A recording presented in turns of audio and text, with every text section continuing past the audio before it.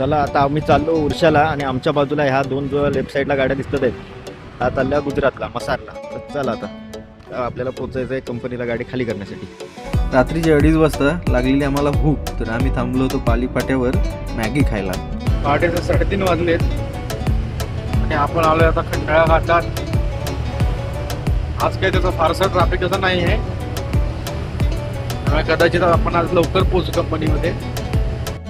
भाऊ आपला झोपला एकदम निवांत मध्ये. काय करणार, दमलाय तो पण दिवसभर. आणि हे बघा, नाही म्हणता म्हणता ट्रॅफिक लागलंच.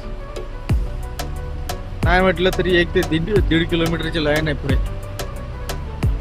मुंबईचं आहे आणि खंडाळा घाटातलं ट्रॅफिक कोणा वाचून चुकलेलंच नाही. कोणा वाचून म्हणजे जे नेहमी मुंबई पुणे ट्रॅव्हल करतात त्यांना माहितीच असेल खंडाळा घाटामध्ये कसं ट्रॅफिक लागतं ते. एकदा का लागलं की संपला बाजार. हे बघा, हे कारवाले बघा कसे लेनची शिस्त पाळणे हा विषयच नाही त्यांच्याकडे, आणि मग ट्रॅफिक होतं.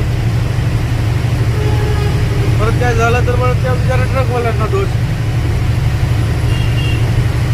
आधी आपण चुकी करायची की मग ते मड दुसऱ्यावर जमायचं. ही कारवाल्यांना झालेली सवय. हे बघा.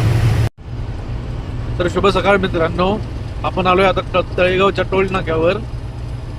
इथून आता सर्व्हिस रोड पकडला, त्याच्यानंतर राईट मारला की आपण पोहोचू कंपनीत. आपल्याला 6:30 वाजले लोणावळ्यातून इथे यायला.